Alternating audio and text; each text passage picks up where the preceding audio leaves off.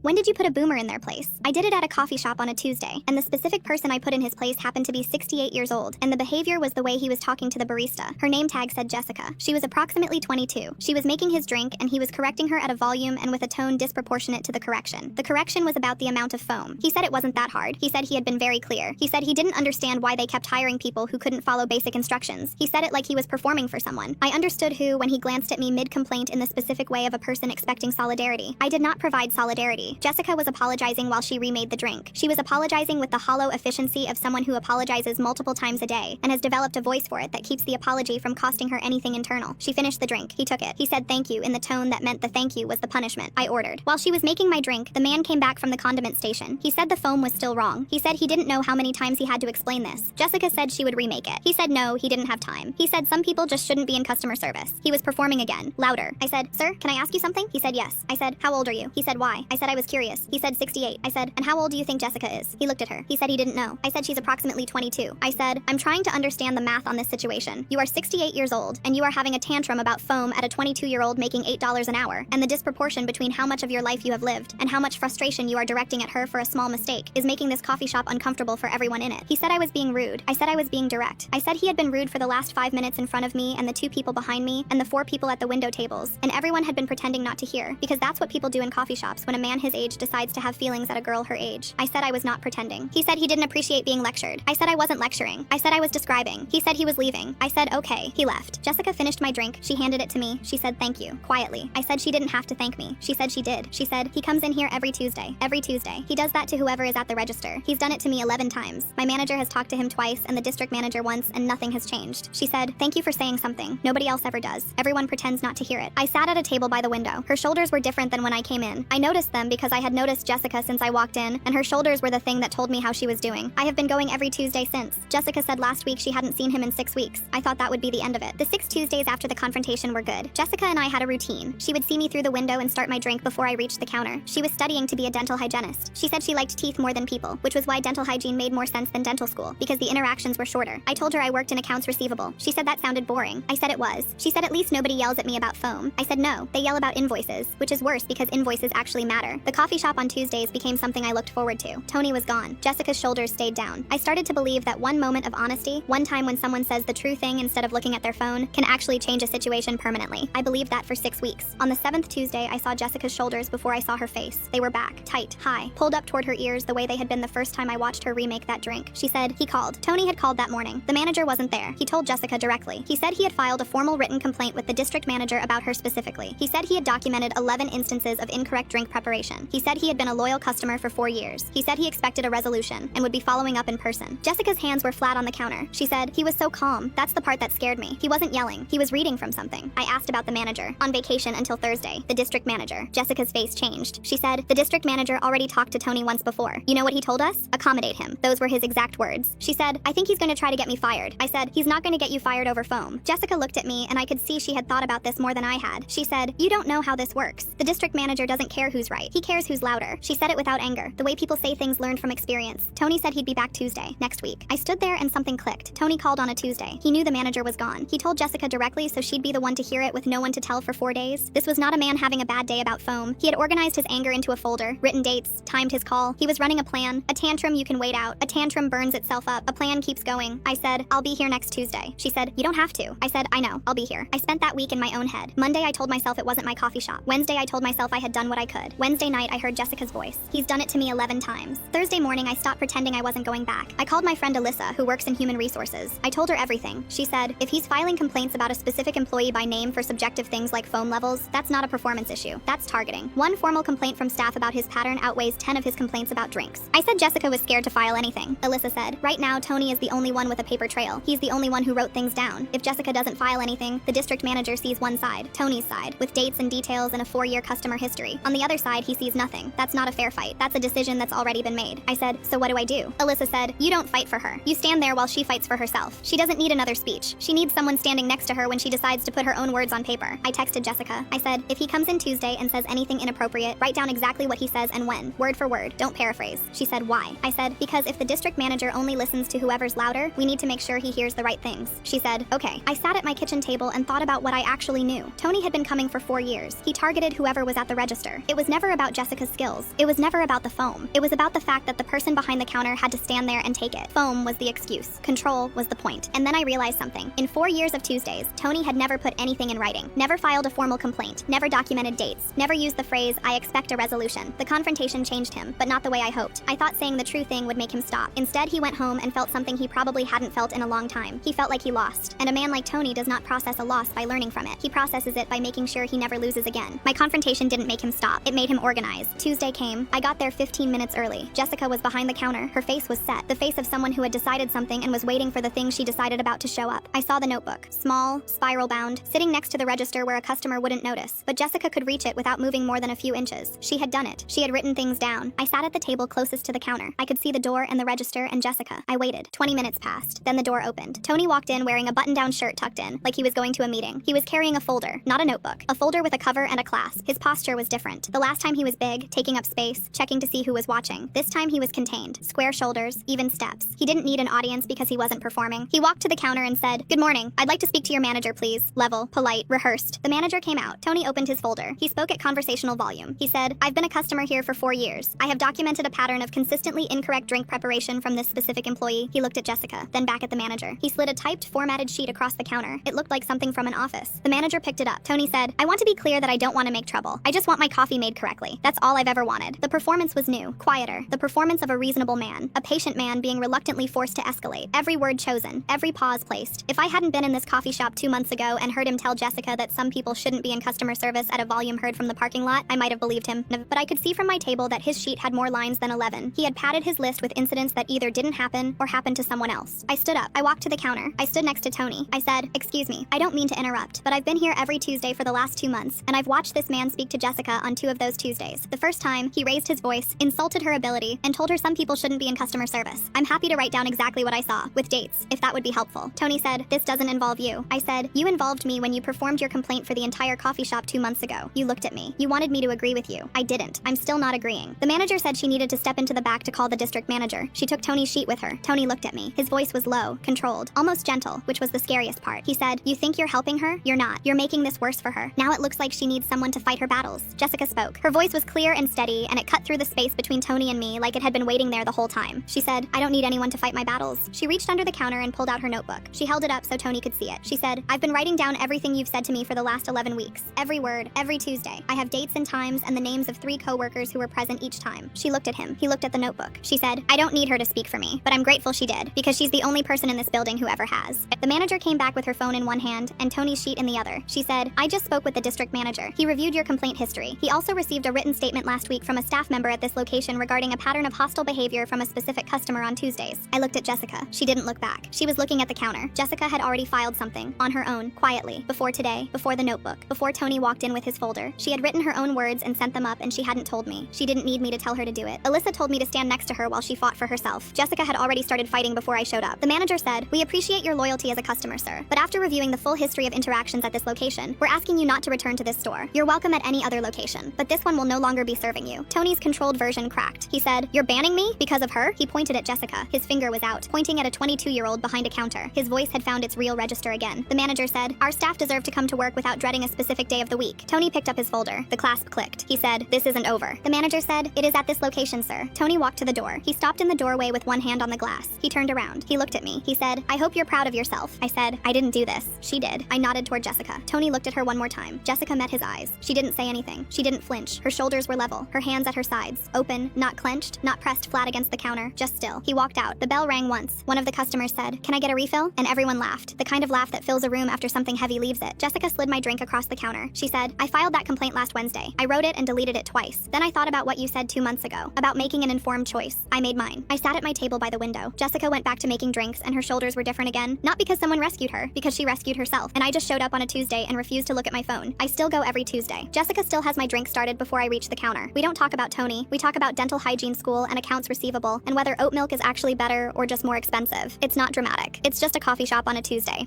That's exactly what it should have been the whole time.